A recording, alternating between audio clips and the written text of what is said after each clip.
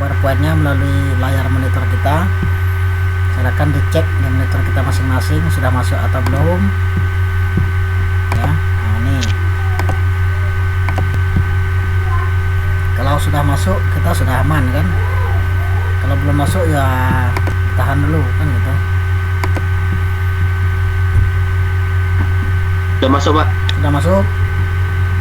Sudah, Pak, sudah masuk. Ya, Ya, Pak, sudah. baik. Kalau sudah masuk kita mulai. Ya, kita mulai dari pertama lah ya.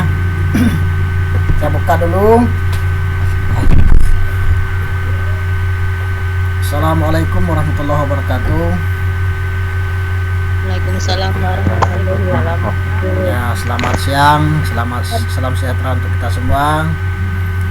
Ya, pada hari ini kita masih seperti yang sebelumnya ya, tidak mengurangi rasa hormat bahwa kita berada di posisi yaitu di sesi yang pertama.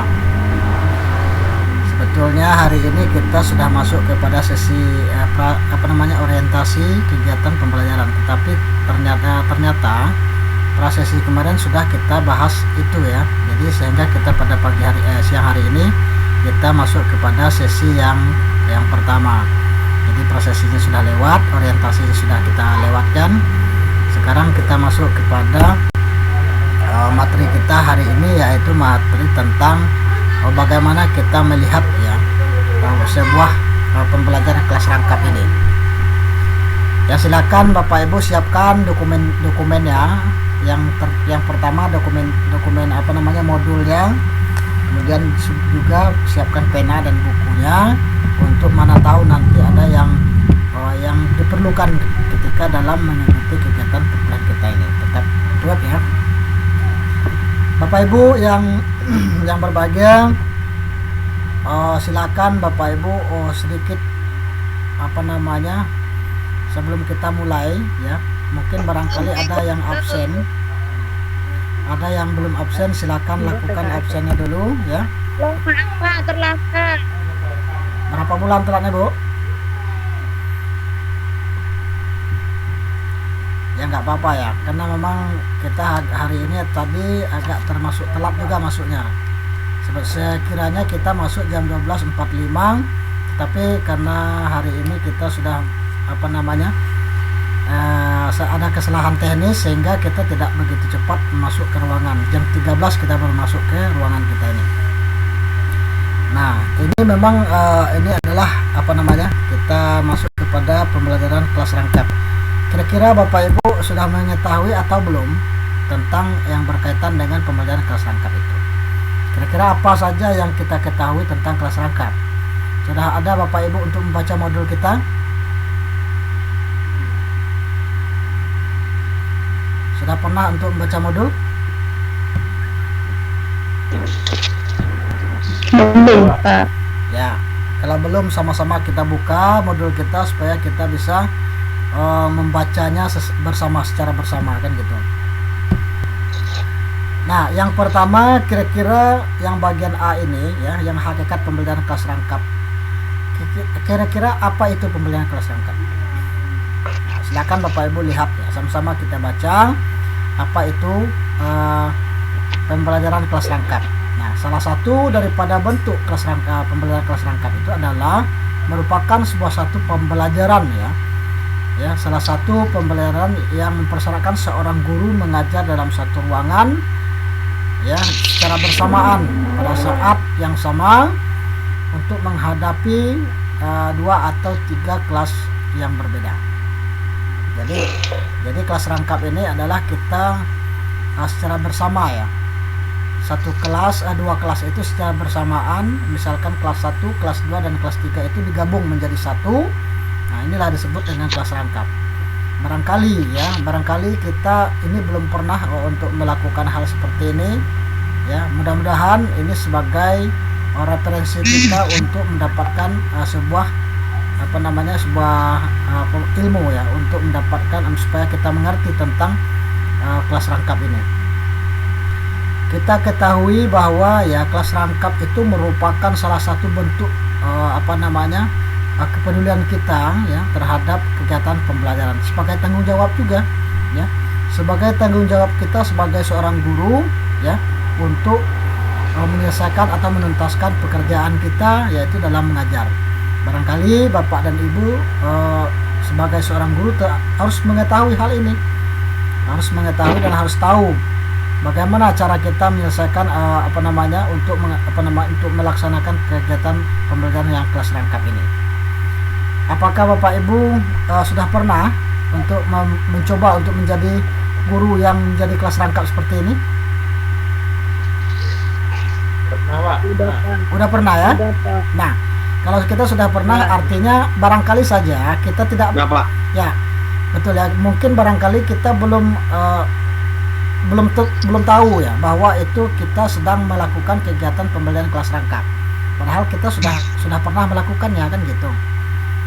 Sama halnya seperti semester yang kemarin, kita sebetulnya sudah melakukan kegiatan penelitian tindakan kelas misalkan.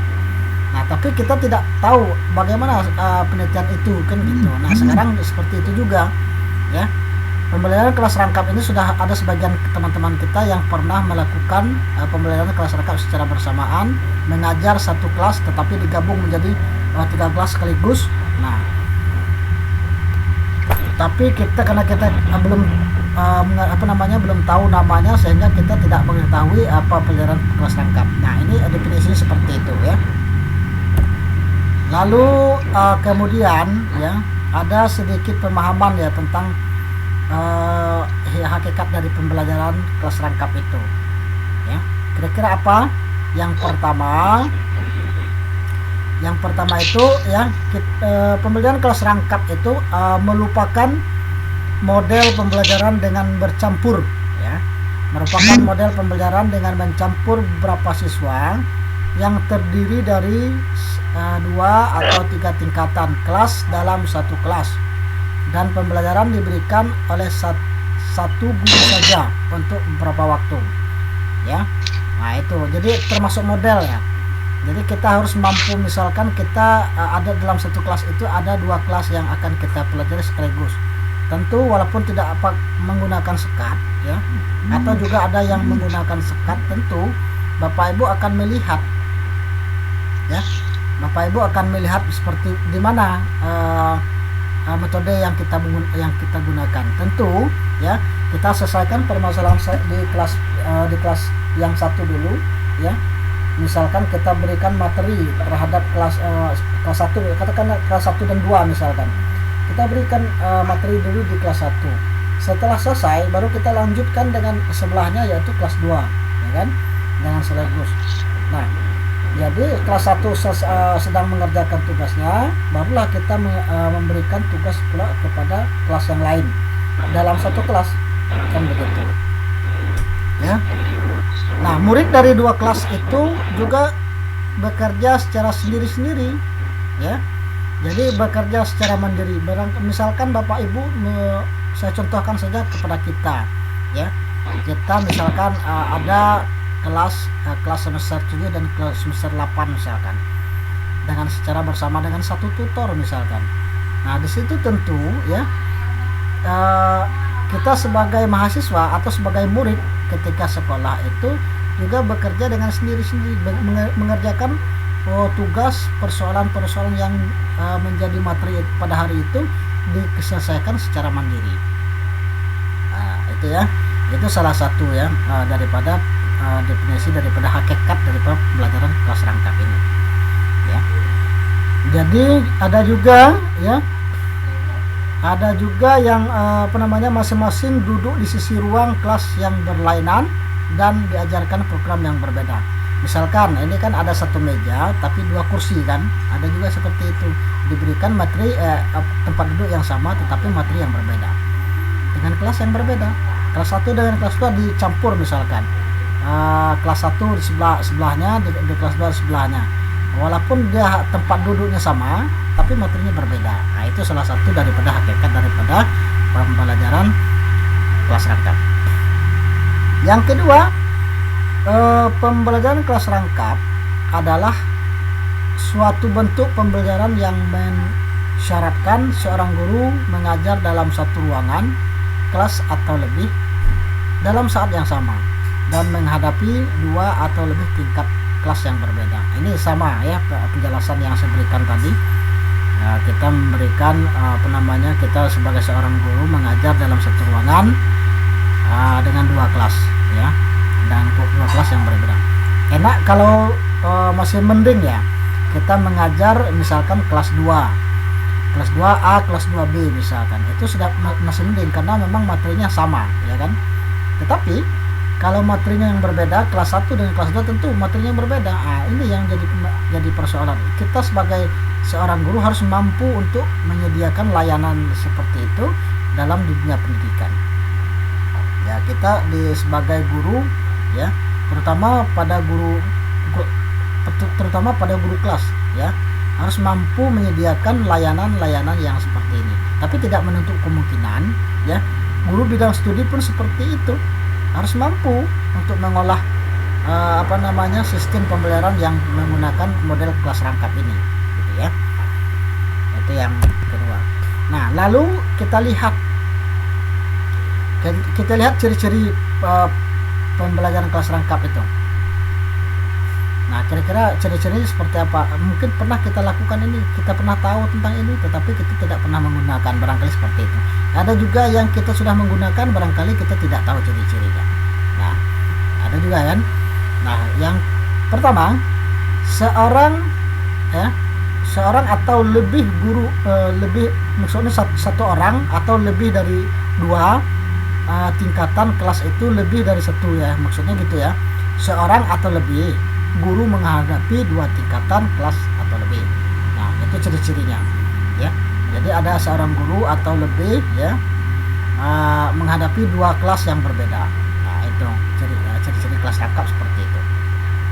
Ini kita masih teori nih, belum ada masuk kepada tahap prakteknya. Ini kita untuk PKR ini ada praktek kita ini ya. Jadi praktek itu nanti kita akan bagikan tugas-tugasnya masing-masing ya di pertemuan berikutnya. Jadi Bapak Ibu tolong siapkan, mana tahu nanti ada yang ingin mau bertanya, tolong disiapkan pertanyaannya, atau ada yang ingin memberikan masukan jawaban barangkali nanti setelah dia ditanya oleh teman, silakan disiapkan. Yang kedua, satu kelas dengan 2 atau beberapa kelompok siswa yang berbeda kemampuannya. Nah, ini jadi juga sebagai ciri-ciri juga dalam melakukan kegiatan pembelajaran kelas rangkap ini kan gitu. Yang ciri-ciri yang ketiga yaitu untuk membimbing belajar dalam satu mata pelajaran atau lebih. Nah, misalkan kita berikan pembelajaran tema misalkan, atau ada pembelajaran lain misalkan tema 1 atau langsung kepada PJOK misalkan, ada lagi pembelajaran tematik misalkan, ada lagi pembelajaran mulok misalkan ya. Kita sebagai guru dengan menggunakan model PKR kelas rangkap ini terus bisa membimbing ya siswa kita supaya tidak mengecewakan siswa kita. Nah, seperti contoh kita lihat di gambar di bawah ini. Nah, sebelahnya kita lihat sedang memberikan materi, yang satunya tentu ya harus diam dulu. Nah, gitu ya, harus diam dulu, harus rapi dulu. Nah, barulah masuk kepada tahap yang sebelahnya yang termasuk kelas rangkap. Nah, kelas rangkap ini bisa atau tidak kita lakukan ketika dalam perkuliahan. Nah, jadi pertanyaan pada kita. Nah, sebetulnya kita mampu bisa ya untuk melakukan itu. Tetapi pada umumnya pada hari ini kita fokuskan kepada sekolah pendidikan guru sekolah dasar. Gitu ya. Lalu yang kedua, beberapa topik yang berbeda dalam satu mata pelajaran. Ya, beberapa topik yang berbeda dalam satu mata pelajaran. Nah, gitu. Ada juga ya ciri-ciri juga ini ya. Jadi dalam 2 kelas beda-beda materi. Nah, ada juga satu kelas bisa juga. Satu kelas tapi beda topik bisa juga. Itu dimasukkan dalam kelompok-kelompok kecil. Lalu kemudian ya dalam satu atau lebih dari satu ruangan. Nah, ini bisa saja kita misalkan kelas 1 di satu lokal, kelas 2 satu lokal.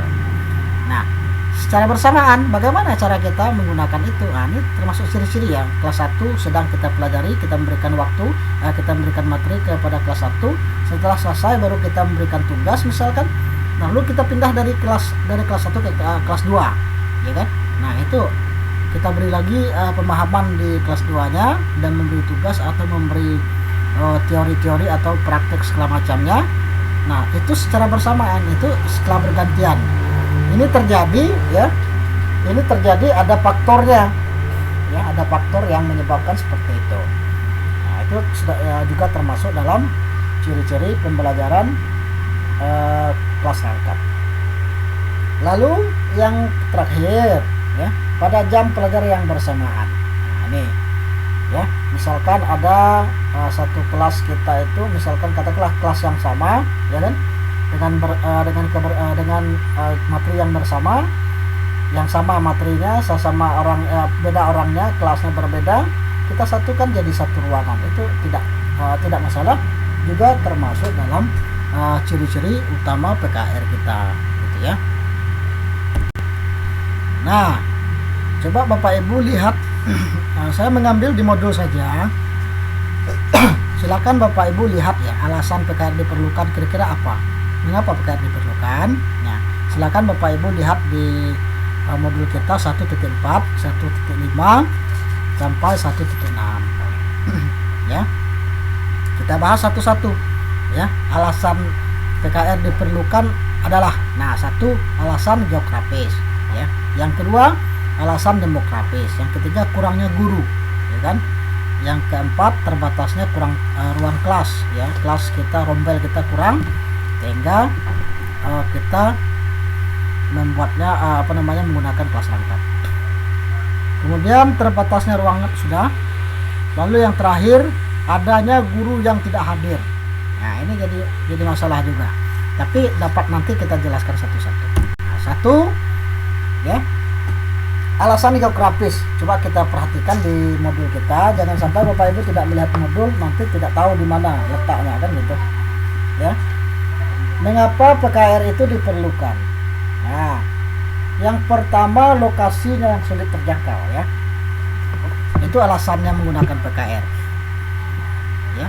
Lokasi sulit dijangkau oleh siapa? Oleh guru kita kan gitu.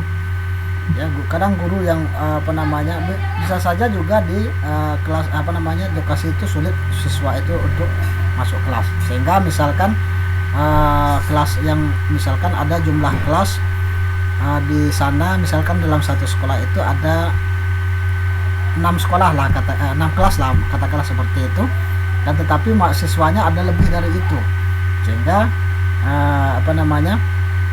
akan terjadi hal-hal yang seperti itu ya, yang berkaitan dengan PKR. Geografis ini letaknya letak daripada sekolahnya itu sulit dijangkau, mungkin jalannya yang kurang bagus kan gitu, transportasinya kurang bagus kan gitu. Ada juga mungkin ada terhambat dengan hujan misalkan. Nah, katakanlah seperti itu mengenai lokasi ya, yang sulit dijangkau oleh kita maupun pihak-pihak terkait kan seperti itu. Yang kedua itu keterbatasan sarana pendukung. Ya, sarana pendukung itu tadi ya termasuklah di dalamnya, yaitu kurangnya kelas. Ya, kurangnya kelas di dalamnya, sehingga itu untuk untuk sulit kita memberikan pelayanan khusus ya, pelayanan sekolah, pelayanan pembelajaran yang baik kan begitu.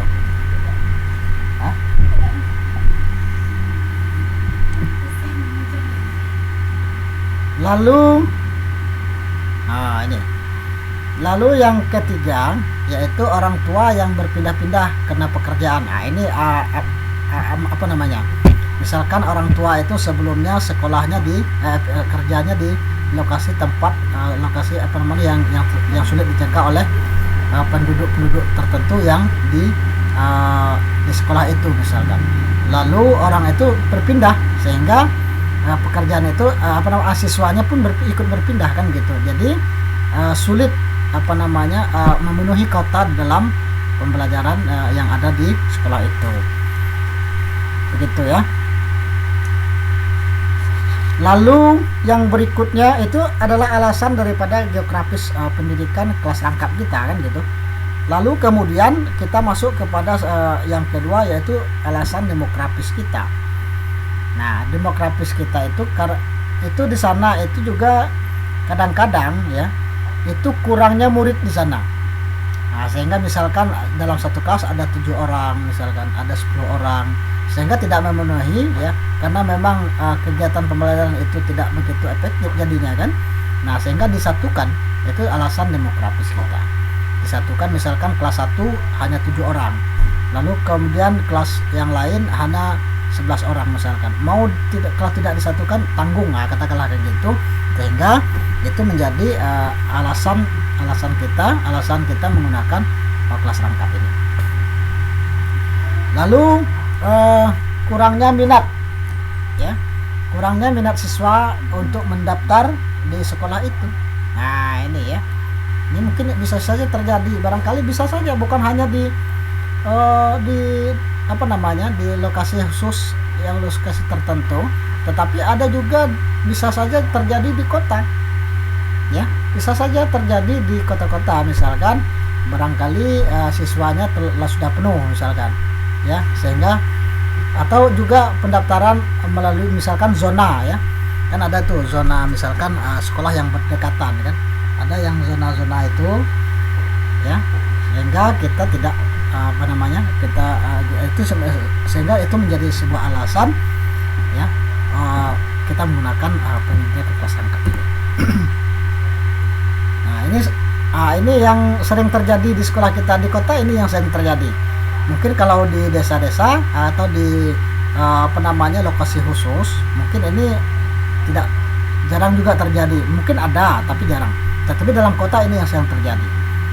Guru mendapatkan tugas lain dari kepala sekolah misalkan, atau dari atasan ya. Guru mendapatkan tugas dari atasannya, misalkan ada pelatihan ya. Nah, ini sering terjadi di kota. Sementara ya kelas, misalkan katakanlah kita hanya ada mempunyai dalam satu sekolah itu mempunyai 8 kelas misalkan. Ini terjadi ya, 8 kelas ya. Kemudian rombel siswa yang akan belajar itu ada 10, rombelnya ada 10. Artinya 2 rombel itu kemana? Di mana kita mendapatkannya 2 rombel? Nah, dan ini terjadi dalam kota kita ini ya. Ada yang sebagian yang seperti itu. Nah, jadi terpaksa rombel itu ada yang masuk siang ya, misalkan kelas 1A, kelas 1B disatukan. Nah, gitu ya. Padahal siswanya sudah melebihi dari kota yang diperlukan, seperti itu ya. Itu jadi masalah itu. Ya kan? Kemudian ada juga guru kita yang mengikuti kegiatan pelatihan ya. Misalkan saya contohkan saja kelas 2 ya. Kelas 2A dengan 2B kan sudah ada gurunya masing-masing, guru kelasnya. Tetapi karena gurunya ikut pelatihan ya, otomatis tidak ada tidak ada guru di dalamnya, kan tidak ada guru yang dapat mengajar di situ. Nah, itu kalau gurunya pas-pasan ya kan, misalkan guru pas-pasan kelas 1 ada gurunya, sampai kelas 6 ada gurunya. Nah, kan kalau ada guru lain masuk kan tidak dapatkan jam. Nah, kebetulan wali kelas katakanlah wali kelas 2A ini mengikuti pelatihan ya, mengikuti pelatihan di misalkan kita di Provinsi Jambi ini, misalkan diadakan di Dinas Provinsi misalkan, otomatis kelas ditinggal. Nah, mau digantikan dengan guru-guru yang lain, dia sudah mempunyai kelasnya masing-masing, sehingga kelas 2A dengan kelas 2B itu disatukan ya. Nah, itu bisa saja disebut dengan kelas rangkap gitu maksudnya di situ. Lalu yang berikutnya ya, ada juga guru yang mengikuti diklat ya, pelatihan diklat hampir sama lah ya, cuman bedanya saja yang namanya saja yang beda. Diklat itu kan pendidikan dan latihan. Kalau di atas kan sering orang menyebutkan pelatihan, diklat. Nah, gitu ya. Itu yang jadi persoalan juga. Kita bisa juga menggunakan PKR dalam kegiatan pembelajarannya di sekolah seperti itu. Kemudian guru KKG. Nah, mungkin Bapak Ibu ya di sekolah Bapak Ibu atau di di Tungkal Ulu itu barangkali di Tungkal Ulu itu Bapak Ibu sudah aktif ya KKG-nya, katakanlah satu bulan satu kali misalkan.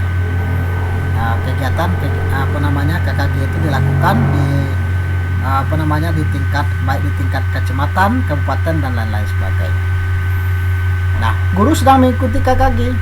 Nah, artinya hari itu tidak ada guru yang masuk ke kelas itu. Mau tak mau kelas yang sebelahnya menghandle kan gitu. Ditugaskan oleh kepala sekolah untuk memberikan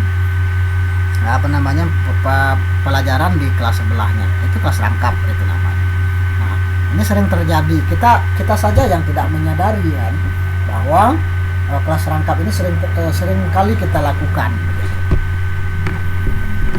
Cuman kita tidak begitu fokus, tidak peduli kita tidak ada, sehingga kita tidak begitu memahami arti daripada pembelajaran kelas rangkap. Padahal kita sudah melakukannya. Nah, lalu kemudian sebelum kita melakukan ujian semester misalkan, nah Bapak Ibu misalkan ditugaskan oleh kepala sekolah atau dari tim pembuat soal misalkan. Nah, tim pembuat soal semester itu tentu guru-guru juga yang ikut hadir di sana. Nah, itu ya, itu juga jadi persoalan terdapat melakukan kegiatan pembelajaran kelas rangkap. Itu ya. Ini saya kira Bapak Ibu sudah memahami tentang itu. Tidak mungkin tidak memahami lagi, karena pada dasarnya untuk membuat sebuah membuat kelas rangkap ini sudah kita lakukan sebelumnya. Saya yakin dan percaya Bapak Ibu sudah melakukan bagi Bapak Ibu yang sudah menjadi seorang guru. Lalu yang kedua yaitu selanjutnya beri guru yang tidak hadir karena ada urusan lain. Nah, itu ya. Misalkan hari ini ya, misalkan Pak Ziz atau Pak Eko nih, hari itu tidak bisa ikut hadir ya. Pak Ziz hari ini tidak bisa ikut hadir karena ada urusan keluarga. Misalkan contoh Bapak Aziz hari ini mau melanjutkan pernikahan misalnya, otomatis kan kelas Bapak, amin ya, otomatis kan Pak Aziz kelasnya kosong toh. Nah, kan gitu. Atau iya Pak, ya, atau misalkan ada juga Bapak siapa itu ya, Ibu siapa itu, Pak Asrori. Pak Asrori misalkan sedang mengantar urusan keluarga. Misalkan ada orang tua yang, ini mohon maaf nih, misalkan ada yang kita ada keluarga kita, maklumlah kita sama-sama kan nggak tahu ini ada keluarga yang sakit atau ada keluarga yang membutuhkan pertolongan di hari yang sama kita juga ngajar kan gitu. Nah, ini sebagai contoh saja sih sebetulnya. Tapi mudah-mudahan kita semua kita memohon ya semuanya kita dalam keadaan sehat. Yaitu Pak Jis ya. Ya, Pak. Ya, jadi Betul, Pak. dalam waktu dekat segera dilaksanakan Pak Jis ya.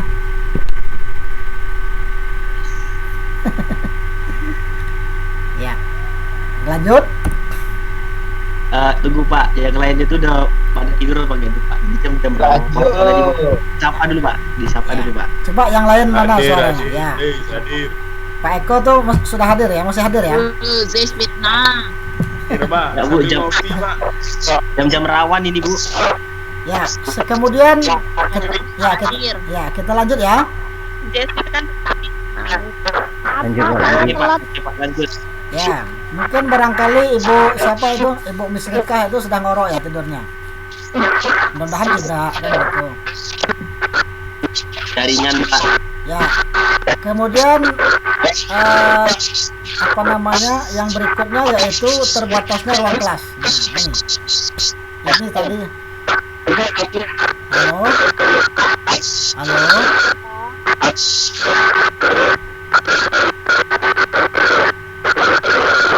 Halo.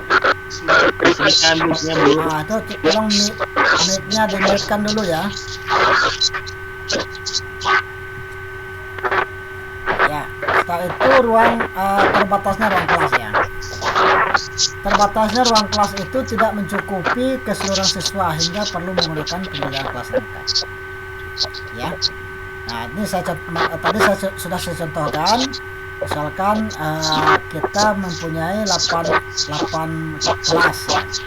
Akan tetapi rombelnya ada 10. Nah, gitu ya.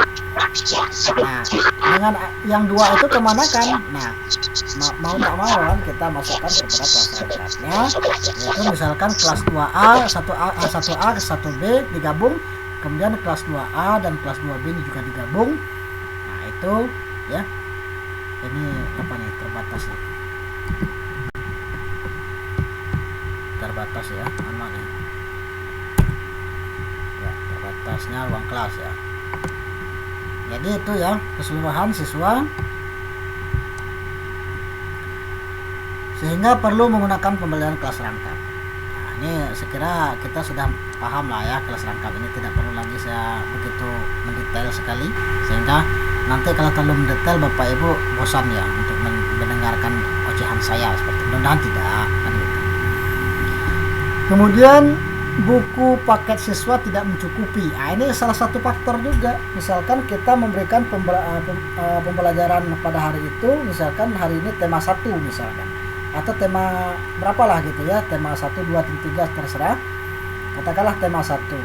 Sementara buku yang kita punya di sekolah itu hanya 10 misalkan.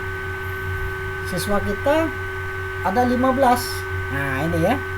Siswa siswa yang akan kita mengikuti pelajaran itu ada orang 15.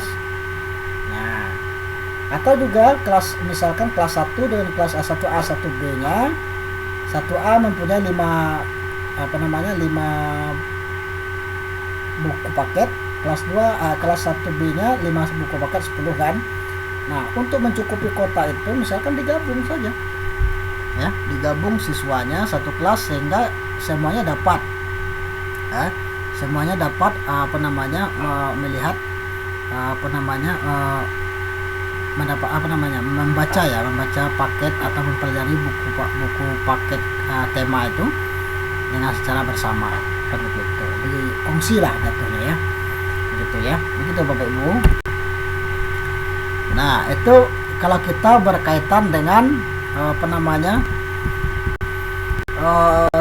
kenapa dan mengapa perlu PKR. Nah, itu alasannya seperti itu. Jadi ini hanya masuk kepada teori ya.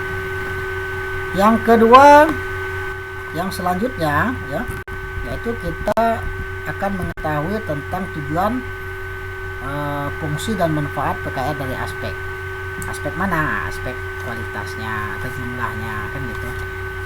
Nah, silakan coba Bapak Ibu lihat lagi KB2 ya, dari pembelajaran kita. Coba diperhatikan ya. Coba kita lihat tujuannya kira-kira apa kan gitu.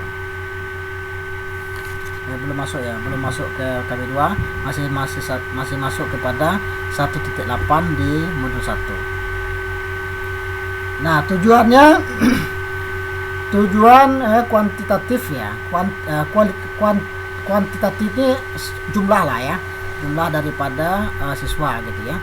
Kemudian pemerataan ada juga. PKR memungkinkan kita untuk memenuhi asas kuantiti jumlah atau juga equity ya, pemerataan, yaitu dengan mengoptimalkan sumber daya yang ada dan mampu memberikan pelayanan yang lebih merata dan adil. Nah, itu ya. Nah, kita lihat ini gambarnya, ada juga tenda di bawahnya kan gitu. Jadi sebagai kualitas ya, jumlah siswa kita itu membuat kita menentukan aspek daripada menggunakan kegiatan model pembelajaran PKR itu ya. Itu sebagai alasan juga, sebagai tujuan juga untuk tujuan untuk memanfaatkan PKR itu adalah bertujuan seperti itu ya. Yang kedua yaitu secara ekonominya ya. Nah, ini secara ekonominya ya, masalah ekonomis ya. Ini seringkali kita lihat ya. Kita bukan kita mengatakan kita punya sesuatu, mempunyai segala sesuatu, tidak, tetapi memang di dalam dunia pendidikan itu tentu ada hak ekonomisnya, ya, sifat-sifat yang berkaitan dengan ekonomi gitu ya. Ya, ini sebetulnya bukan sebagai sebuah hambatan, akan tetapi ini adalah fenomena ya yang terjadi di masyarakat kita. Nah, secara ekonomis, satuan biaya pendidikan yang ditanggung oleh pemerintah dan masyarakat akan jauh lebih kecil. Nah, secara ekonomi nih, ya kadang-kadang ada yang siswa kita mampu untuk bersekolah, gitu kan. Kadang-kadang ada juga yang masyarakat kita itu yang bukan masyarakat saja, tetapi kita juga melihat langsung seperti itu ya. Kita sebagai guru mungkin pernah juga merasakan hal yang sama seperti itu. Ya, jadi ada juga maksudnya ekonomi satuan pendidikan itu, misalkan ada juga sekolah itu yang ditanggung oleh pemerintah biayanya melalui dana BOS misalkan, ada juga yang yayasan misalkan yang punya itu ya. Nah, itu ada nilai ekonominya di situ.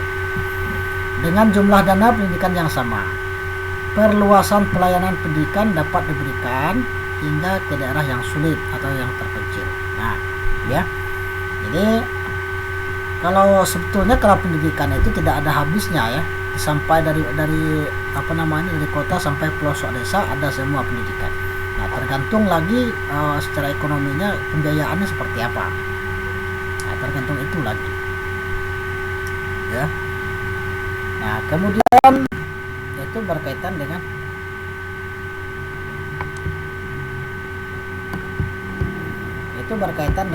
yang berkaitan dengan masalah ekonomi. secara pedagogis, nah ini ya nomor 3. Secara pedagogis, guru harus mampu meningkatkan kemandirian siswa dalam proses pembelajaran. Ya, guru harus mampu meningkatkan kemandirian siswa dalam proses pembelajaran. Nah, kita sebagai seorang guru, kita harus mempunyai trik ya. Mempunyai trik untuk meningkatkan kemampuan siswa kita supaya dia mampu ya, terdongkrak, termotivasi dalam proses pembelajaran, di mana guru berusaha sekuat tenaga mendorong anak agar aktif dan mandiri. Nah, itu ya, supaya apa tujuannya? Supaya kita siswa kita itu dapat termotivasi ya dalam meningkatkan pengetahuannya, gitu ya. Dapat termotivasi dia meningkatkan pengetahuannya agar siswa itu dapat aktif ya. Siswa itu dapat aktif untuk dapat menemukan jalan keluar daripada permasalahan ketika soal-soal yang diberikan oleh bapak dan ibu, kan gitu. Dan siswa juga dapat mengerjakan soal-soal, misalkan betul-betul soal dapat dikerjakan secara mandiri. Nah, gitu. Siswa yang pintar ya diminta untuk membantu siswa yang lambat dalam menerima pelajaran. Nah, ini tugas juga, ini kita sebagai seorang guru tentu kita harus mampu untuk menciptakan model pembelajaran yang seperti itu. Nah, jangan sampai kita tidak memahami ya, tidak tahu apa yang kita lakukan dan apa yang menjadi tugas kita, dan apa yang menjadi menjadi siswa kita itu lambat dalam pekerjaan tugas. Nah, sebagai seorang guru tentu kita harus memberi solusi. Misalkan ketika kita dalam melakukan kegiatan pembelajaran di pelajaran kelas 1 misalkan, di sana ada siswa kita baru memberikan kita baru memberikan pelajaran tentang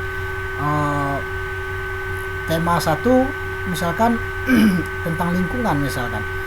Nah, baru kita memberikan, siswa kita sudah mengerti tentang hal itu karena memang dia sudah belajar ya, sudah belajar di rumah misalkan, atau mengikuti les atau apa sajalah namanya. Kemudian ada satu lagi, siswa kita tidak mampu untuk menjawab atau mengolah data-data atau materi yang kita sampaikan. Nah, kita juga harus mempunyai trik atau mempunyai metode ya untuk meminta kepada siswa kita supaya dia bisa membantu dalam membantu temannya ya dalam menyelesaikan atau menerima pelajaran yang kita berikan. Gitu. Lalu tugas seorang guru juga ya tentu juga rasa aman ya. Kita harus juga tahu ya bagaimana keamanan yang dirasakan oleh siswa kita. Nah, di sini disebutkan ya dalam hal ini pemerintah diharapkan dapat mendirikan sekolah yang mudah dijangkau oleh siswa. Nah, sebetulnya ini PKR ini adalah kegiatan pembelajaran yang model pembelajaran yang katakanlah ini mohon maaf ya saya katakan pembelajaran itu agak model yang lama gitu ya, tetapi tetap diperbaharui ya.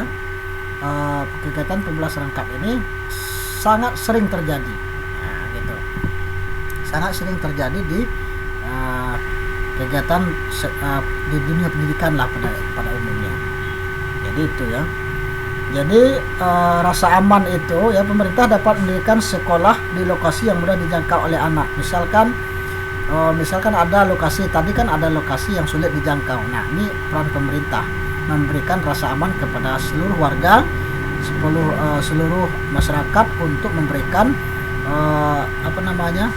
haknya ya untuk mendapatkan ilmu dalam dalam kegiatan bersekolah di tatanan dalam pemerintahan. Jadi itu ya rasa aman. Ketika kita mendapatkan rasa aman, tentu kita akan selalu merasakan apa saja yang menjadi kegiatan sekolah. Tentu kita merasanya tidak terbebani ya. Tetapi kalau misalkan tidak ada rasa aman, misalkan jauh sulit dijangkau, barangkali katakanlah di kota ya sulit dijangkau oleh oleh siswa, itu tentu kecemasan orang tua untuk mengantar anak pun seperti itu susah ya kan. Apa yang terjadi di jalan misalkan, atau ada juga tempat-tempat di desa-desa misalkan mungkin ada jalannya belum begitu bagus gitu ya. Jadi rasa aman itu harus diciptakan. Nah, ini tugas peran pemerintah untuk meningkatkan mutu pendidikan yang ada di wilayahnya gitu. Nah, yang kemudian yang berikutnya yaitu prinsip PKR antara lain. Nah, ini apa juga ini sering juga kita temukan prinsipnya ini. Nah, keaktifan seorang guru coba kita lihat di gambarnya ya. Prinsip-prinsip PKR antara lain. Yang satu adalah keserempakan kegiatan pembelajaran. Sama halnya yang kita sebut tadi, keserempakan itu serempak ya antara pihak satu dengan pihak yang lain, di kelas satu dengan kelas yang lain ya. Jadi ada keserempakan ya kegiatan pembelajaran yang dilakukan oleh seorang guru untuk memenuhi kebutuhan siswanya untuk mendapatkan ilmu gitu. Itulah prinsip, salah satu prinsip juga dalam kegiatan dalam pembelajaran pembelajaran kelas lengkap itu. Lalu ya yang saya ulangi ya di dalam PKR ya, coba kita lihat di halaman 1.10 ya. Di situ prinsip utama PKR adalah ya, kegiatan pembelajaran terjadi secara bersamaan serempak. Kegiatan yang terjadi secara serempak itu tentu harus bermutu dan bermakna. Artinya kegiatan tersebut mempunyai tujuan yang sesuai dengan tuntutan kurikulum. Nah, itu yang saya katakan ya.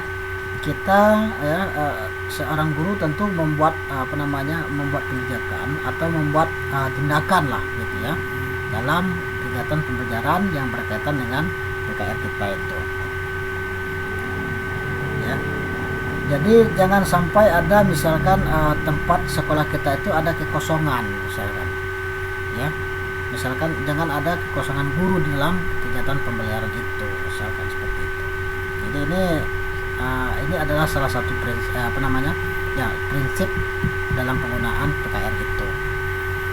Yang kedua, yang kedua, kadar tinggi waktu efek keaktifan akademik. Kadar tinggi waktu keaktifan akademik WKA. Coba kita lihat ya, di sana ada juga ya. Semua murid, semua murid harus secara aktif menghayati pengalaman belajar yang bermakna.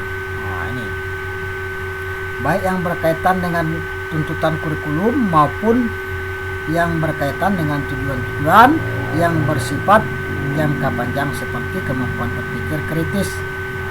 Itu ya. Jadi keaktifan siswa dalam akademik itu perlu diperhatikan juga ya, karena ini ada salah satu daripada prinsip penggunaan pembelajaran kelas rangkap itu ya.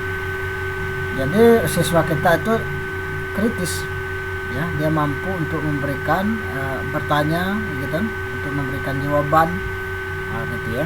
Kemudian dia dapat melakukan secara mandiri ya, walaupun kita tetap membimbingnya ya, kita sebagai seorang guru kita membimbing, namun kita tetap pada tetap pada bimbingan ya, untuk melakukan kegiatan pembelajaran ini dengan efektif dan efisien, supaya siswa kita itu ada keaktifannya gitu ya, aktif dalam bertanya, aktif dalam menjawab, aktif dalam proses pembelajaran gitu ya, mampu untuk mengerjakan tugas secara baik dan gitu. Itu salah satu daripada prinsip dari kegiatan pembelajaran kita itu. Kemudian PKR tidak memberi toleransi kepada banyaknya ya kadar tinggi waktu keaktifan. Ini apa ini ya, toleransi pada banyak PKR tidak memberikan toleransi pada banyaknya WKA yang hilang karena guru tidak terampil mengelola PKR. Ini untuk guru ini ya. Jadi PKR ini tidak bertanggung jawab lah intinya kan, tidak memberi toleransi kepada guru yang tidak mampu mengolah kelasnya ya. Makanya kita juga dituntut untuk mempunyai strategi pembelajaran di kelas. Ya, silakan Bapak Ibu untuk membaca bukunya strategi pembelajaran di kelas. Saya pernah membuat buku yaitu tentang strategi pembelajaran di kelas. Atau saya buat bukunya ya. Namun hal itu Bapak Ibu dapat menggunakan strategi apa saja yang berkaitan dengan menyelesaikan masalah di kelas. Tentu Bapak Ibu akan mengetahui itu ya. Bapak Ibu pasti akan tahu apa proses-proses dalam melakukan kegiatan pembelajaran itu. Salah satunya waktu tunggu yang terlampau lama, pembentukan kelompok yang berkepanjangan, atau pindah kelas yang menyita waktu. Artinya ya, jangan terlalu lama ya. Jadi kalau terlalu lama juga siswa kita asik-asik main gitu kan. Akhirnya siswa yang tadi yang asik main itu tidak fokus lagi untuk belajar dengan kita. Gitu. Karena apa? Karena sudah terlalu lama dalam kegiatan menunggu gitu ya, dalam pemberian pembelajaran. Betul. Kemudian ya, yang selanjutnya yaitu kontak psikologis guru dengan murid. Ini perlu nih. Ini sangat perlu sekali ya. Sangat diperlukan sekali tentang kontak psikologis. Ya, artinya ada sentuhan-sentuhan ya yang diberikan oleh guru kepada siswanya. Siswa itu yang menjadikan siswa kita itu merasa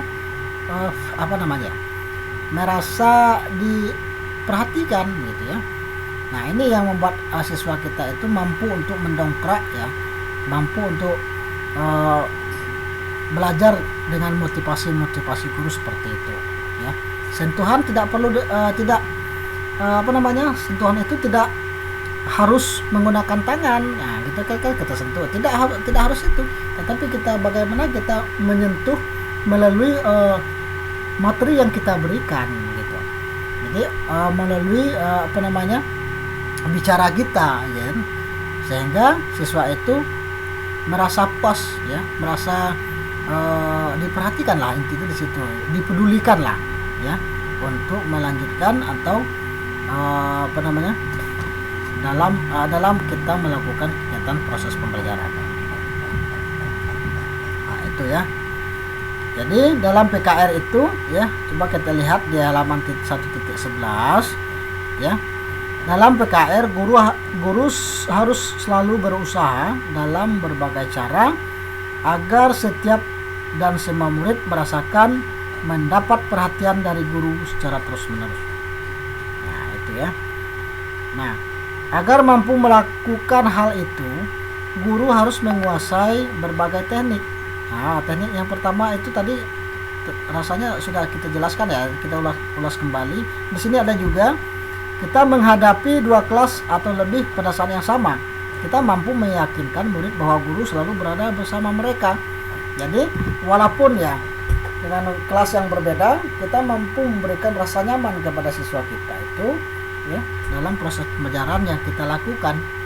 Sehingga ya siswa yang kita lakukan pembelajaran itu tidak terlalu lama kita tinggalkan. Contohnya kita tadi menggunakan 2 kelas ya, kelas 1 dan kelas 2 misalkan, kelas 1A dan 1B ya, kelas 1A dan 1B lah, itulah, atau dengan mudahnya kelas 1 dan kelas 2 lah gitu ya. Ini kan beda kelasnya karena kekurangan guru tadi ya. Jadi ya kita berikan materi kepada kelas A nya dulu, lalu kemudian kita berikan kepada kelas B. Nah, di dalam itu kita jangan terlalu lama untuk meninggalkan kelas itu. Nah, gitu ya. Biarlah kita mundar-mandir ya untuk melihat siswa kita, apa keluhannya mereka. Barangkali ya, misalkan sudah kita jelaskan, tetapi ada juga siswa kita yang belum mampu untuk menyerap apa yang kita sampaikan. Nah, ini jadi persoalan. Jadi siswa kita beri, kita jangan terlalu lama untuk meninggalkan kelas itu, begitu Bapak dan Ibu. Nah, itu cara kita untuk menyelesaikan dalam penggunaan kegiatan pembelajaran ini salah satu kontak ya. Ini salah satu kontak psikologis guru terhadap siswanya, gitu. Nah, kemudian yang berikutnya dalam penggunaan PKR ya, dalam PKR itu tentu terjadi pemanfaatan sumber secara efisien ya. Dalam pembelajaran ya, dalam pembelajaran sumber dapat berupa peralatan ya atau sarana ya. Kita di dalam kegiatan pembelajaran, kegiatan kelas rangkap itu ya terjadi pemanfaatan secara efisien ya. Misalkan tentu kita harus juga menyediakan peralatan atau media yang ada di kelas itu ya kan. Bisa saja kita menggunakan media misalkan papan tulis ya kan. Misalkan bisa saja kita catat di depan kelas misalkan. Ini contoh nih, dicatat. Jadi sama-sama ya siswa akan fokus kepada papan yang ada di depan kelas kita. Ya, kita gunakan itu ya. Atau juga bisa yang saya katakan tadi, yaitu menggunakan buku paket itu ya, buku paket misalnya paket tidak cukup tadi, sehingga itu bisa sama-sama kita melihatnya di sana untuk memberikan pelajaran untuk siswa kita. Itu. Mana tadi? Nah, itu ya. Ini sering terjadi ya. Misalkan di sini kita lihat ya, di lingkungan misalkan barang-barang bekas dan segala peralatan yang ada di sekolah dapat dimanfaatkan oleh guru. sehingga ketiga prinsip terdahulu dapat dipenuhi ya. Nah, dalam melakukan PKR ini kita harus kreatif ya. Harus kreatif dalam menggunakan kegiatan pembelajaran, harus menggunakan model-model pembelajaran itu secara kreatif ya. Kita manfaatkan saja waktu kita yang ada dalam menyelesaikan sebuah kegiatan permasalahan yang ada di kelas kita masing-masing ya kan?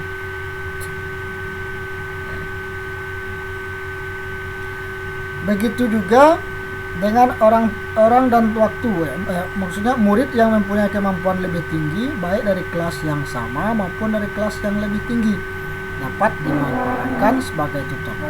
Nah, kita juga bisa membantu ya, misalkan di sekolah kita itu ada kakak tingkat atau senior lah ya ada seniornya kakak dari kelas itulah gitu, dia mampu untuk menjelaskan ya, untuk mampu menjelaskan sedikit. Nah, itu kita bisa memanfaatkan waktu beliau atau ilmu yang dia punya ya, kita memberikan waktu kepada mereka untuk untuk mengawasi itu gitu ya. Nah, itu bisa kita menggunakan seperti itu. Nah, itu salah satu daripada prinsip ya, daripada menggunakan prinsip PKR yang ada di modul kita ini. Nah, ini sering kali kita melihatnya ya dalam kegiatan proses pembelajaran. Nah, coba kita perhatikan lagi pada modul yang berikutnya, yaitu KB 2, gambaran PKR praktik yang ideal. Nah, ini ya. Jadi gambaran PKR praktik ya yang ideal itu seperti apa? Bagaimana? Di sini kita ulaskan kembali ya. Waktunya cuma dikit ya. Masih ada dikit waktunya. Ya, yang pertama ya, coba kita perhatikan lagi di satu titik 1.17 ya. Di situ adalah suasana kelas hidup ya. Murid tampak ceria. Wah, itu ya. Jadi ya, kita dalam melakukan kegiatan pembelajaran itu kita harus memberikan suasana kelas itu menarik ya. Siswa itu menarik ya, pembelajaran itu menarik ya, sehingga siswa kita itu menyenangkan ya, menyenangkan apa yang kita sampaikan itu, dia tetap bersemangat dalam proses pembelajaran itu gitu. Jadi suasana kita hidupkan ya, diskusi kita hidupkan. Tidak apa-apa kita selingkan saja, misalkan ada suara-suara misalkan ya, ada suara nyanyian misalkan, ada puisi begitu ya, ada itu salah satu daripada metode atau trik ya, strategi kita untuk membuat siswa kita itu merasa nyaman di dalam kegiatan pembelajaran bersama kita. Nah, itu termasuk cara kita sebagai seorang guru dalam melakukan kegiatan proses pembelajaran, yaitu kelas rangkap. Nah, itu sering sekali kita menemukan di lapangan bahwa ya kan, kegiatan praktek itu ya, kegiatan pembelajaran itu suasananya tidak hidup ya. Guru mungkin barangkali ya, kita tidak menyalahkan guru kan, tetapi barangkali ya guru misalkan belum menggunakan banyak metode ya. Guru hanya berfokus kepada metode, misalkan metode 1 saja misalkan, atau metode ceramah saja yang digunakan, atau metode sampai di dalam kelas guru disuruh nulis semuanya. Wah, itu baru masuk langsung nulis. Wah, itu jadi siswa itu merasa, wah Pak, Bapak, wah Ibu ya gitu kan, banyak nian kami nulis. Wah, itu kan kadang-kadang keluar bahasa yang seperti itu oleh siswa kita. Maka kita harus memberikan ruang ya kepada siswa kita ya, untuk supaya apa yang dilakukan mereka itu merasa hidup gitu ya, apa yang dia rasakan ketika dalam proses pembelajaran itu tanpa tekanan.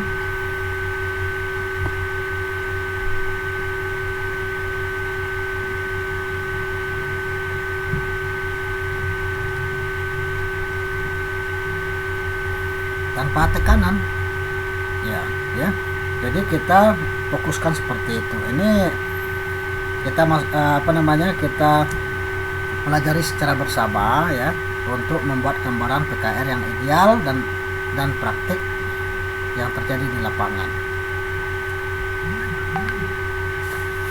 Lalu ya, yang kedua, itu yang pertama. Yang kedua ya, yaitu proses pembelajaran betul-betul berlangsung serempak. Nah itu yang tadi sudah juga kita jelaskan ya. Siswa kita bagi dua, digabungkan satu kelas. Ada juga yang satu kelas, dua kelas kita jadi satu guru. Nah yang sekarang kita proses pembelajaran itu betul-betul berlangsung serempak. Jelas itu ya, dalam PKR itu tidak menutup kemungkinan. Itu adalah cara kita mengajar juga harus harus ekstra ya, ekstra supaya siswa kita itu merasakan kepuasan dalam kegiatan pembelajaran yang kita berikan gitu. Nah ya, kemudian juga murid-murid ya dari tingkat kelas yang berbeda duduk bersama dalam satu ruang. Nah ini yang saya katakan tadi ya. Bisa saya katakan di awal juga ada ini ya, sebagai gambarannya ya. Meja siswa itu kan kadang ada yang panjang itu ya, ada yang panjang, ada yang pendek. Nah gitu. Jadi ada meja panjang itu kursinya 2 gitu. Itu yang saya maksudnya ya. Jadi kita dapat memanfaatkan itu kan. Nah siswa kelas 6 misalkan, atau ke siswa kelas 5 duduk dengan siswa kelas 2 misalkan ya, yang kelasnya satu tapi kelasnya yang berbeda dalam satu ruangan kan gitu. Bisa saja mejanya 1, kursinya 2, beda-beda kelasnya, bisa saja seperti itu. Itu sudah termasuk gambaran ya, bahwa cara kita untuk melakukan kegiatan praktik gitu ya. Lalu kemudian ya, proses pembelajaran betul-betul berlangsung serempak. Nomor 3 ya, guru memanfaatkan ruang kelas yang ada dengan menciptakan sudut sumber belajar walau masih amat sederhana. Nah itu ada di garis bawahi di sana, walaupun masih amat sederhana. Jadi guru harus mampu memanfaatkan ruang kelas yang ada ya, dengan ruangan yang berbeda, dengan ruangan yang sederhana ya. Guru juga harus memberikan pengetahuan khusus kepada siswanya kan gitu. Misal contoh ya, di ruangan itu misalkan ruang yang kita yang kita punya itu katakanlah kecil gitu ya. Nah, katakanlah kecil, tidak memungkinkan kita untuk membuat satu kelas itu digabung, 2 kelas itu digabung menjadi 1. Nah, tapi di sana kita harus pintar-pintar, harus sesuai pintar-pintar membuat siswa kita dalam memanfaatkan ruangan itu gitu. Harus ada pengelolaan kelas namanya ya. Silakan Bapak Ibu nanti ya, selain daripada buku-modul kita, silakan Bapak Ibu itu untuk membaca pengelolaan kelas ya. Nah itu kalau di PUDD namanya ya, peraturan urusan dalam gitu kan, peraturan pendidikan urusan pokoknya di dalam, kerapiannya di dalam ya kan, memanage ruangan gitu kan. Nah itu jadi harus Bapak Ibu mengetahui sebagai guru nantinya. Bapak Ibu kan calon guru kelas semua, nanti guru kelasnya tolong benar-benar benar-benar dimanfaatkan lah ya, benar-benar diberi keilmuan ya tentang bagaimana cara kita menggunakan kelas rangkap itu, walaupun dengan sederhana seperti itu. Selanjutnya yaitu murid aktif ya. Nah ini masih ingat kita ini memang ya, itu saya katakan ya, masih menggunakan kurikulum CBSA itu ya. Di buku kita juga masih menggunakan ya, ini masih menggunakan kurikulum tahun 9, masih di bawah 90-an ya.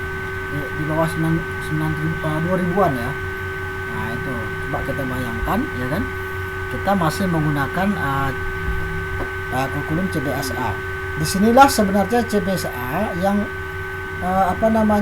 yang kita inginkan ya, murid tidak hanya secara individual tapi secara berpasang-pasangan. Ya, ada juga yang seperti itu. Ini coba kita perhatikan ya, kira-kira ya kita gunakan kurikulum CBSA ini, kira-kira apa yang kita pahami tentang di sana. Silakan Bapak Ibu, silakan melihat, silakan diperhatikan lagi ya kan, bagaimana kita menggunakan kurikulum CBSA. Mungkin Bapak Ibu ya mungkin Bapak Ibu ketemu ya dengan CBSA itu, barangkali ada mungkin sebagian teman kita saja yang tidak ketemu dengan CBSA. Nanti waktu kita melakukan CBSA tentu kita tidak merasakan apa manfaat yang didapatkan oleh yang kita dapatkan ketika itu ya. Tetapi ya setelah selesai itu ya, setelah kita mengetahui zaman sekarang ini ya, tentang tentang kurikulum terbaru, tentu kita akan dapat membedakan di sana ya, dapat kita membedakan ketika dalam pembelajaran kurikulum CBSA. CBSA itu cara CBSA cara belajar aktif siswa ya, cara belajar siswa aktif ya, situ kalau nggak salah ya CBSA itu. Nah kita waktu itu kan diberikan diberikan kita keaktifan ya, selain kita menulis gitu kan, harus ada keaktifannya. Jadi itu kita juga diberikan, misalkan yang aktif itu diberi kita kata-kata yang berpasang-pasangan antara si A dengan si B, kita sama-sama. Nah, itu pernah dilakukan ketika kurikulum itu masih berlaku gitu ya. Yang selanjutnya yaitu belajar pendekatan PKR yang benar itu menyenangkan. Nah, ya, belajar pendekatan pendidikan kelas rangkap yang benar itu menyenangkan. Ya, ketika kita masuk kepada bagian-bagian tertentu ya, bagian-bagian yang benar-benar menyentuh daripada siswa kita, maka pembelajaran kelas rangkap ini sangat menyenangkan ya. Baik guru juga saya rasa ya, ini kalau mohon maaf ya, ada juga guru yang merasa menyenangkan menggunakan PKR, barangkali ada yang cepat pulang, barangkali ada seperti itu. Tapi mudah-mudahan di kelas kita tidak ada yang seperti itu ya kan? Nah, belajar pendekatan PKR itu ya, kita hanya yang pertama yang perlu kita, yang sangat signifikan, yang sangat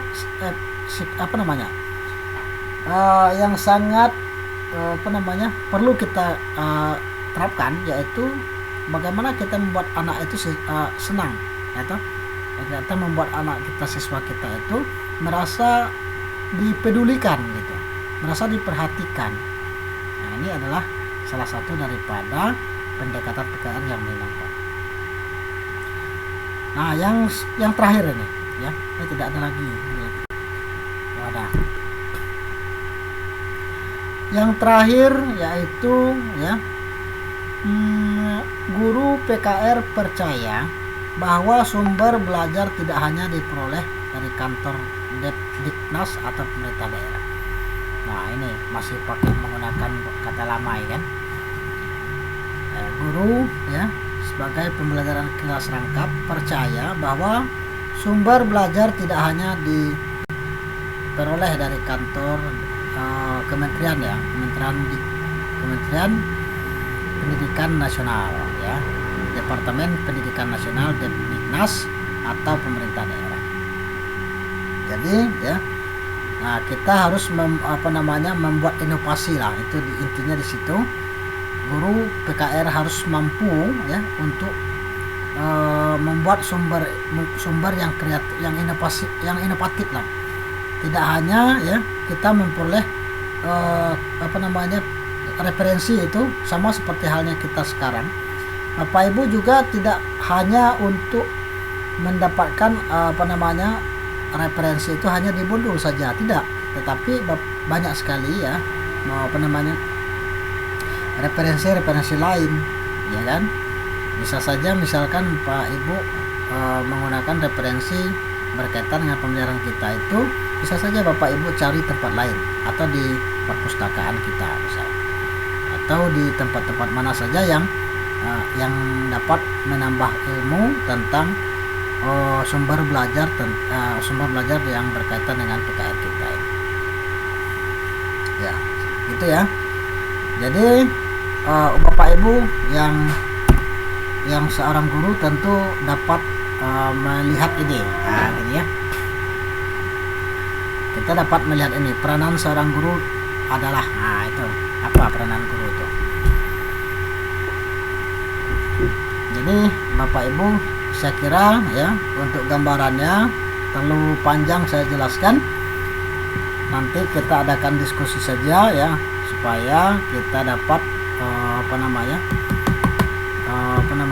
supaya kita dapat memberikan jawaban dan bagaimana kita menyelesaikan diskusi kita. Ini untuk pertemuan pertama. Lalu yang terakhir ini ya, ini sedikit lagi selesai. Bapak Ibu, saya harapkan ya setelah ini ya dapat menghidupkan suasana diskusinya, atau ada hal-hal yang ingin menjadi perbincangan hangat kita. Mungkin barangkali ada yang belum paham ya, silakan nanti siapkan pertanyaannya. Bagi yang ingin memberikan masukan, bisa saja didiskusikan juga nanti ya. Ada penyanggahan segala macamnya, silakan diselesaikan di diskusi kita nanti. Ya, yang terakhir yaitu peranan seorang guru dalam pembelajaran kelas rangkap. Ini peran kita itu ya. Bagaimana peran kita ini ya? Kita sebagai apa? Sebagai perancang kurikulum, sebagai administrator, sebagai sumber informasi yang kreatif, sebagai seorang profesional, sebagai agen pembawa perubahan. Yang mana kita? Peranan yang kita lakukan yang mana? Nah, ini perlu. Tetapi kita sebagai seorang guru, peranan itu harus kita pahami semua. Sebagai seorang perancang kurikulum, wah gitu ya. Ini termasuk di dalam di kantor ya, misalkan di kantor kita itu mempunyai seorang perancang ya, misalkan ada tuh kalau di SMP itu ada itu namanya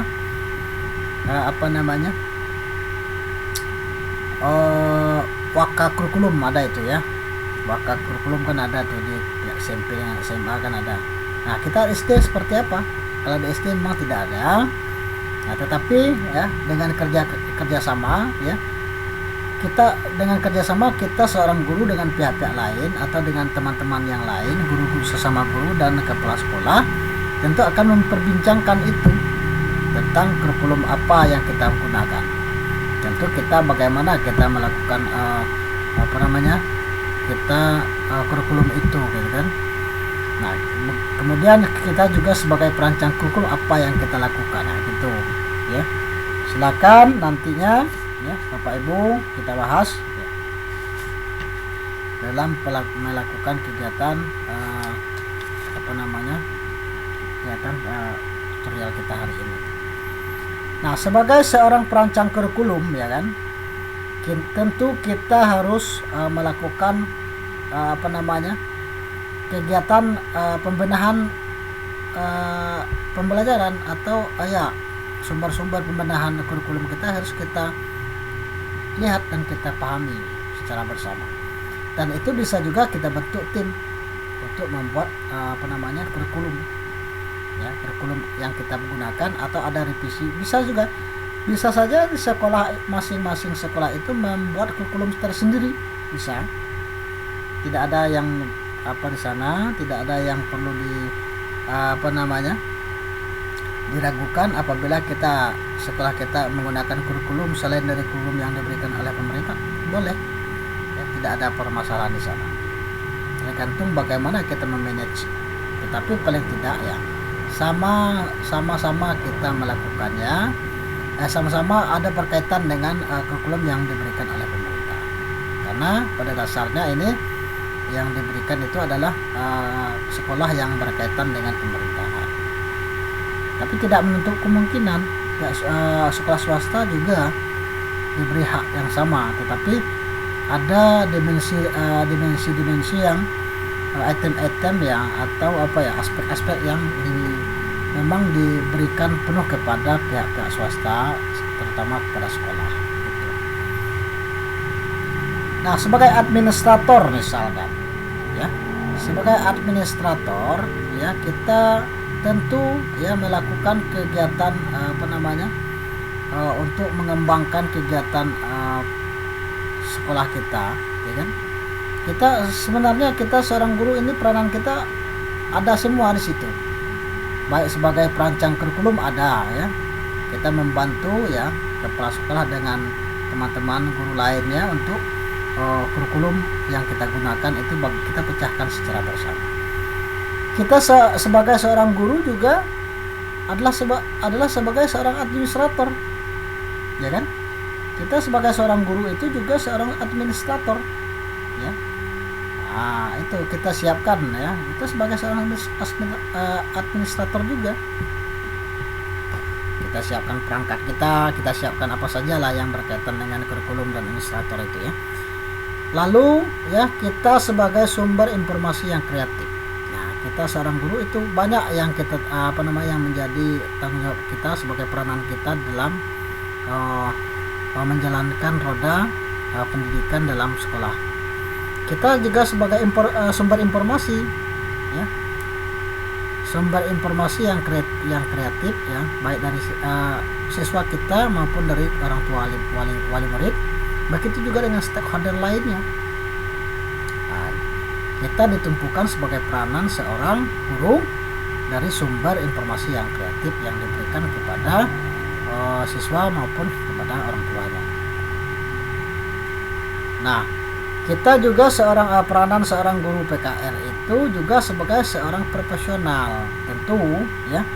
Kita seorang ya, kita seorang seorang guru, tentu kita juga sebagai seorang yang profesional dalam dalam memberikan pembelajaran, ya, apalagi tadinya pembelajaran yang kita berikan itu dua kelas sekaligus. Nah, itu dengan 2 kelas sekaligus itu kita juga harus dituntut untuk menjadi seorang yang profesional dalam memberikan materi gitu. Kemudian yang terakhir yaitu ya sebagai agen pembawa perubahan. Kita seorang guru tentu kita adalah membawa perubahan. Yang siswanya kita tidak mengerti tentang apa saja yang sebelum dia ketahui sebelum masuk sekolah, dengan masuk sekolah dia akan tahu. Nah, kita memberikan pembelajaran melalui ilmu-ilmu yang kita punya gitu. Itu adalah agen perubahan juga bagi kita, ya. Sekira itu Bapak Ibu sekalian, barangkali ya ada teman-teman kita atau siapa yang ingin bertanya atau memberikan jawaban atau memberikan apa saja yang berkaitan dengan PKR kita, atau ada yang belum jelas ya atas penjelasan apa yang saya sampaikan. Saya kira itu Bapak Ibu, silakan ya untuk kita diskusi nih. Silakan diskusi dulu.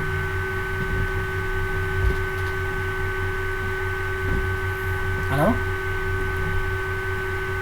Halo, Pak. Ya, silakan. Pak Eko ya. Iya Pak.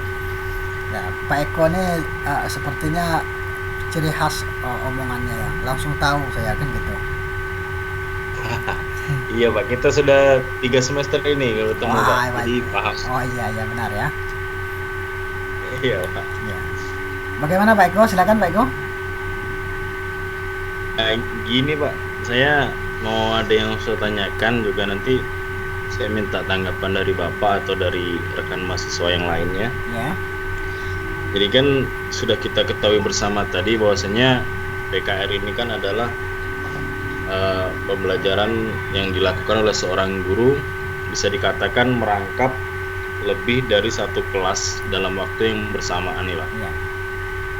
Jadi gini Pak, apabila seorang guru melaksanakan kegiatan kelas rangkap ini dan merangkap kelas yang berbeda tingkatan, misalnya dia mengajar di kelas 4 dan merangkap di kelas 5.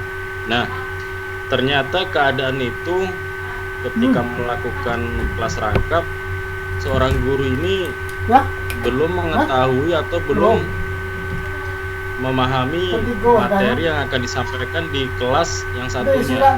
Dihapuskan karena kegiatan ini dilakukan secara spontan, karena misalnya guru di kelas 5 ternyata tidak hadir dan dia langsung melaksanakan kegiatan kelas rangkap, dan ternyata guru tersebut belum menguasai materi yang akan disampaikan di kelas yang satunya. Itu langkah apa yang harus dilakukan oleh seorang guru Pak? baik. Jadi intinya ya, pertanyaan Pak Eko, apa solusinya gitu ya? Bagaimana caranya ya kita melakukan kegiatan kelas rangkap ini ketika kita belum menguasai itu kan gitu. Ya, itu baik ya. Ada yang lain yang mau bertanya? Silakan.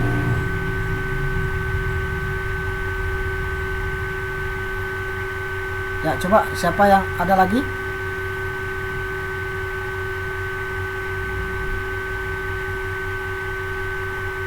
Ya Pak, halo Pak. Ya, silakan. Baik Pak, saya ingin bertanya juga Pak untuk kegiatan PKR. Seperti kata Bang Eko tadi kan Pak, kan misalnya kita melaksanakan kegiatan PKR, mengajar di kelas 4, terus mengajar lagi di kelas 5 Pak. Ya. Nah, apakah untuk saat penyampaian materi itu, kalau misalnya guru yang bersangkutan tersebut belum memahami Pak kan pembelajaran di kelas 5 atau sampai mana pembelajaran di kelas 5. Nah, apakah boleh nanti Pak di kelas 5 itu misalnya harusnya penyampaian materi langsung diberikan ulangan saja atas pelajaran yang sudah lalu gitu Pak? Ya, boleh. Boleh apa namanya? Silakan, yang lain ada yang mau ditanyakan, silakan. Kita batasi sampai 3 orang. Halo Pak, Ya. ini saya mau tanya Pak, yang guru tentang kurikulum tadi, Ya. bukankah kurikulum itu baku dan menjadi dan pemerintah Pak? Ini sekarang kita sudah diterapkan kurikulum tingkat satuan pendidikan ya, SD. Mengapa Pak seorang guru PKR itu harus jadi perancang kurikulum? Ya, baik ya, saya jawab ya. Dari Pak Eko. Ketika ketika kelas kita ketika guru kelas itu tidak masuk hari itu karena katakanlah mengikuti pelatihan atau diklat segala macam, maka tugasnya dibebankan kepada guru yang lain. Tetapi guru yang lain itu belum menguasai ya, belum mengerti tentang apa yang dipelajari hari itu. Memang betul itu terjadi memang pada kita ya, ketika teman-teman kita tidak hadir ya kan, kita tidak tahu apa yang kita berikan kepada mereka. Tetapi ya bisa juga kita selesaikan dengan cara kita masuk ke kelasnya ya. Kita tentu ya, karena memang kita belum tahu di dalam itu apa saja yang telah dia pelajari, tentu kita mengulas kembali Pak Eko ya. Seperti misalkan hari ini siswa kita sudah sampai di mana pembelajaran yang telah dilakukan. Kita juga kalau misalkan bisa dikonsultasikan kepada guru kelas itu kan gitu, sampai di mana. Nah gitu kan, boleh kita kerjasama di sana. Situlah fungsi kita kelas rangkap itu dalam menentukan dalam proses pendidikan kita itu yang yang kedua, yang Pak Eko ya. Yang selanjutnya dari Pak siapa tadi ini, Pak Pak Irfan, Pak. ya Pak Irfan ya, Pak Irfan dan Pak Asrori. Pak Irfan tadi pertanyaannya hampir sama dengan Pak Eko itu. Apa tadi pertanyaannya Pak Eko? Pak Irfan tadi?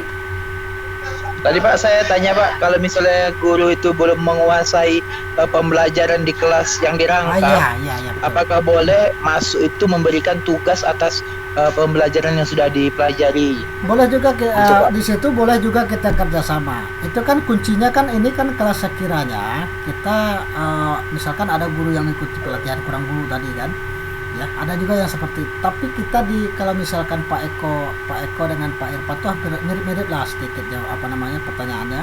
Yang ini hanya bagaimana kita apakah boleh kita memberikan langsung tugas. Yang lagi tadi yang Pak Eko tadi itu bagaimana kita belum mengetahui kan, belum memahami pelajaran apa yang akan kita berikan. Hampir sama jawabannya sebetulnya ya. Makanya kita sebagai guru kelas itu dituntut memang untuk menjadikan pengetahuan yang terbaik ya, untuk melakukan dalam pembelajaran. Nah, salah satu ya misalkan gurunya tidak hadir hari itu, ya kita dibebankan kepada kita karena memang hari itu kita yang ada di sana. Kalau posisi yang seperti itu, ya kan? Kalau posisi seperti itu bisa saja kita memberikan kita ulas kembali daripada pembelajaran yang telah lalu. Bisa saja seperti itu menjelang kita masuk kepada tahap berikutnya, tidak apa-apa kan seperti itu. Atau sekiranya misalkan kita walaupun belum mengerti, tentu di sanalah kita masuk kepada dalam kelas itu kita langsung mengamati kira-kira apa saja yang harus kita berikan. Maka kita menggunakan, bisa saja kita menggunakan yang sederhana tadi itu. Nah, gitu ya. Lalu Bapak yang terakhir Pak Eko, Pak siapa? Pak Asrori ya. Kenapa kita seorang guru ini juga sebagai perancang kurikulum? Kenapa seperti itu? Ya. Nah, perancang kurikulum itu ya, kita sebetulnya kurikulum ini kita bahas dari awal ya. Kalau kita bahas pembahasan dari awal, kurikulum itu sebetulnya itu memang sudah disiapkan oleh pemerintah, ya kan? Tetapi ya di sekolah itu juga mempunyai layanan tentang kurikulum. Bagaimana tidak ya, kurikulum itu sangat penting. Kira-kira kan kita belum mengerti tentang apa yang kita lakukan, ya kan? Nah, kenapa katanya Pak Asrori masih menggunakan ini ya, kata SP ya di sana Pak Asrori ya? Iya Pak. Bukan kurikulum yang 13 itu bukan? Itu Mbak. Oh, masih KTSP ya.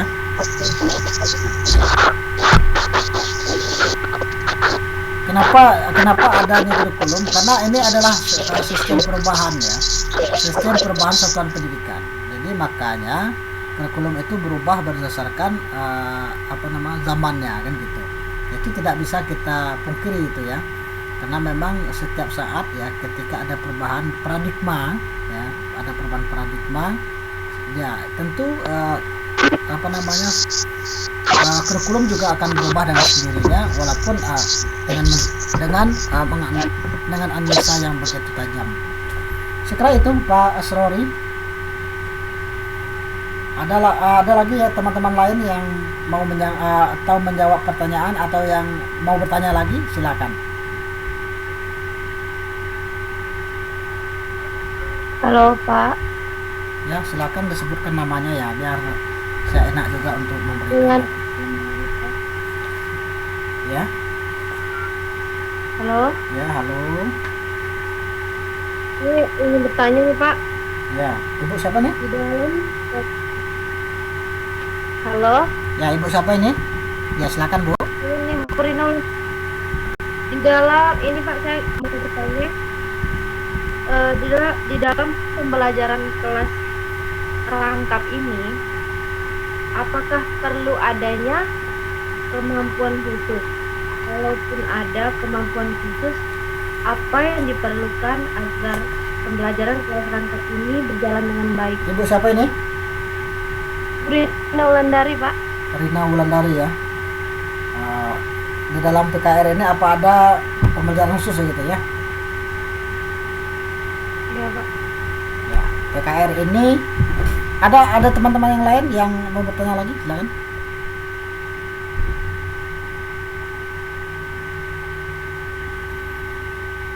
Atau ada yang mau menjawab ya dari pertanyaan Ibu Ibu Rina Wulandari, apakah di dalam pembelajaran kelas rangkap ini ada pembelajaran khusus? Gitu ya, artinya pembelajaran khusus itu ada materi khusus kan gitu ya, bisa saja Bukan Pak, tadi sedengar saya Pak, tanyaannya Pak, ya. memiliki kemampuan khusus Pak. memiliki kemampuan khusus ya. Ya, apakah di dalam pembelajaran PKR ini apakah perlu memiliki pembelajaran khusus ya? Ya, itu sebenarnya ini ya, kalau kita lihat daripada kegiatan pembelajaran dari kelas rangkap ini, tentu kita sebagai seorang seorang guru tentu kita diminta ya untuk menguasai itu, walaupun kita tidak begitu maksimal, tetapi dengan pembelajaran itu tergantung dengan kegiatan sekolah itu sendiri gitu ya. Misalkan kalau memang di sekolah ini faktor-faktornya tadi kan sudah kita lihat ya. Nah, di sini apabila memang terjadi ya di sekolah Bapak Ibu, tentu Bapak Ibu akan bersiap-siap untuk menghadapi itu kan gitu ya.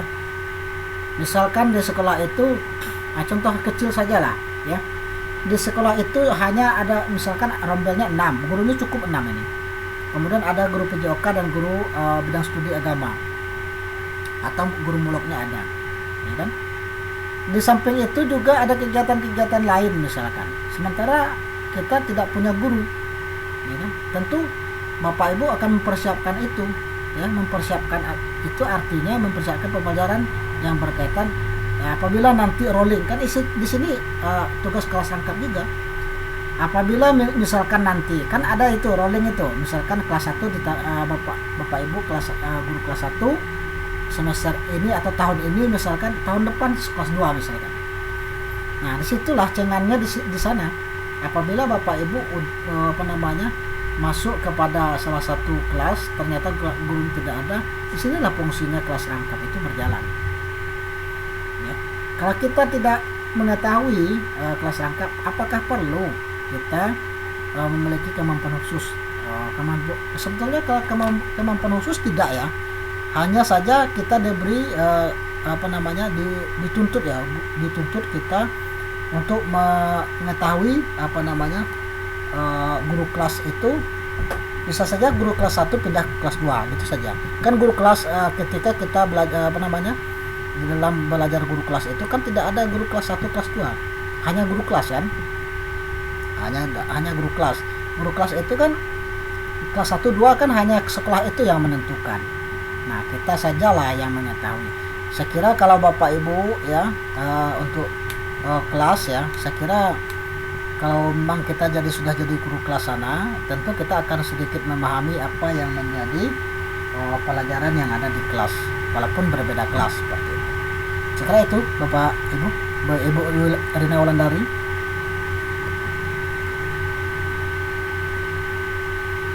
Bagaimana? Kita Iya Pak, arti intinya tidak ada kemampuan khusus atau itu gimana Pak ya? Berarti intinya tidak ada kemampuan khusus di dalam pembelajaran rangkap. Ya. Ada teman yang lain yang mau menjawabnya?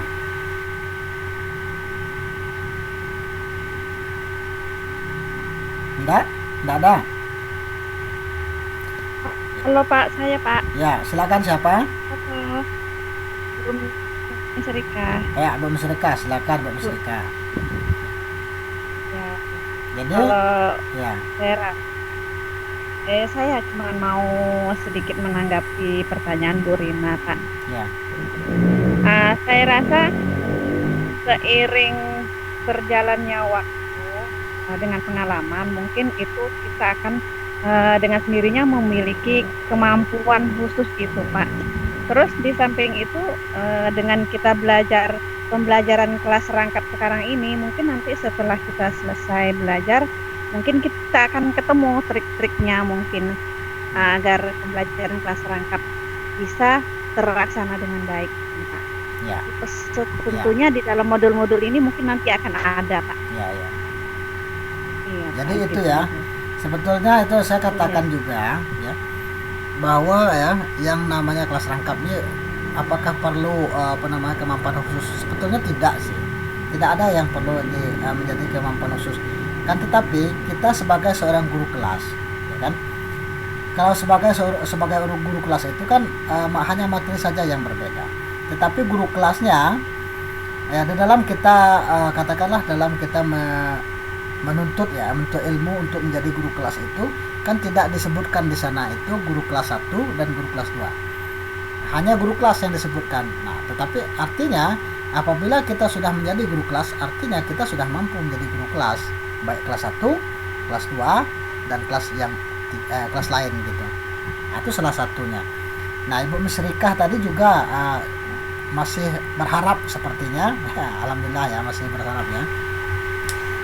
Semoga kita setelah selesai kegiatan pembelajaran ini kita menemukan kegiatan kegiatan kemampuan belajar dalam dalam melakukan pembelajaran kelas rangkap ini. Nah, itu mudah-mudahan Ibu Misrika kita sama-sama untuk melihat modul kita ini. Sekira itu ya Bu Misrika. Masih ada yang lain? Saya, Pak. Ya, siapa? Saya Haji Stario, Pak. Oh, Pak J, silakan. Saya mau bertanya begini, Pak.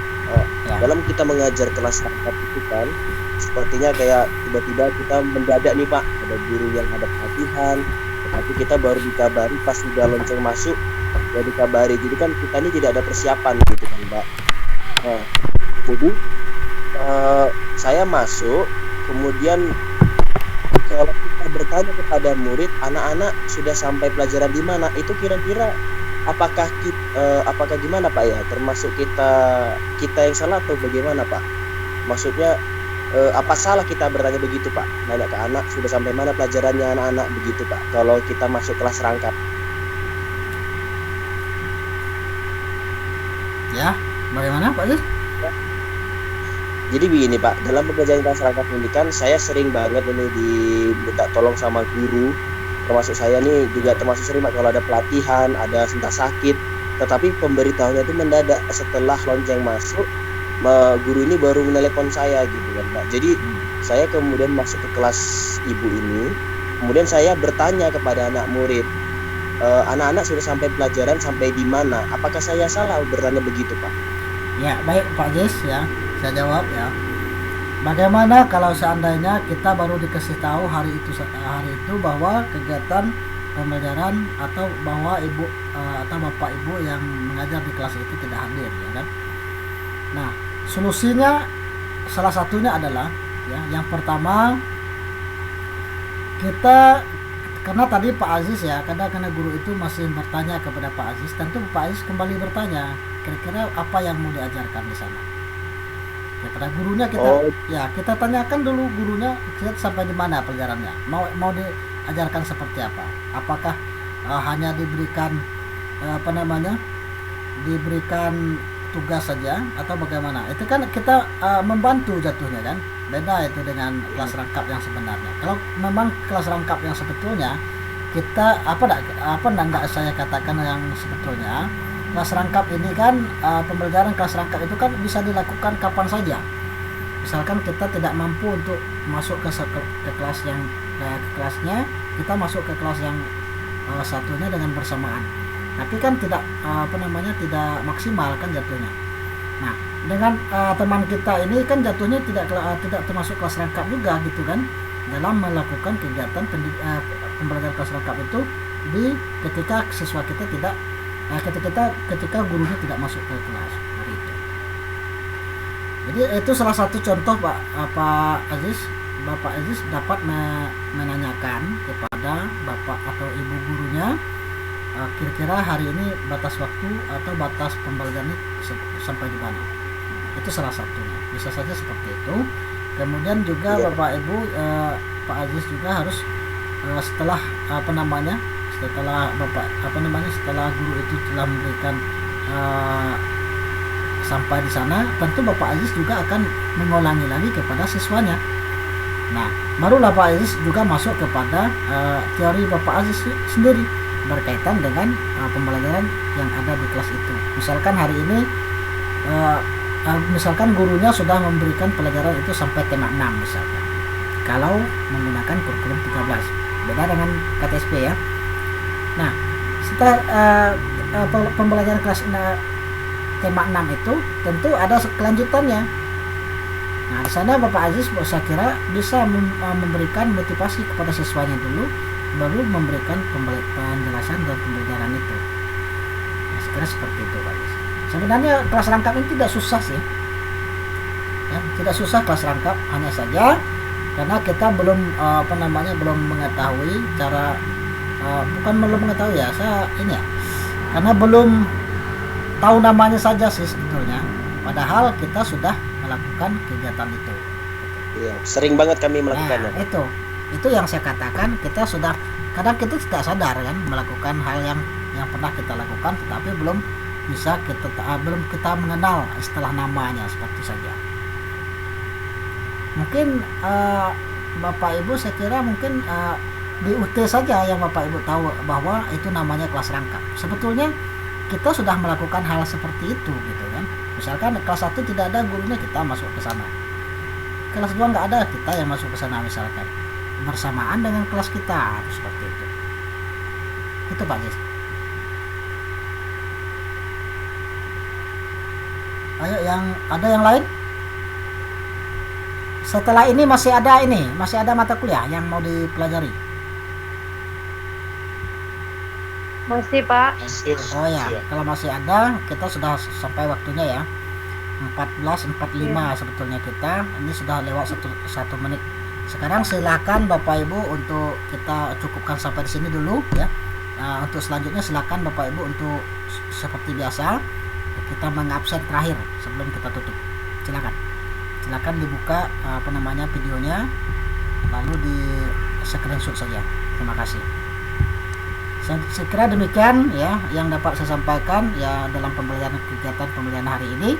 Mudah-mudahan ya dalam pembelajaran kita berikutnya kita dapat mendalami lagi materi-materi yang berikutnya. Saya kira itu saja dulu untuk hari ini. Kita tutup ya. Namun sebelum Bapak Ibu keluar dari kelas ini, silakan Bapak Ibu isi absennya dulu dengan cara seperti biasa men-screenshot. Sekali itu saja yang dapat saya sampaikan. Wassalamualaikum warahmatullahi wabarakatuh. Selamat sore.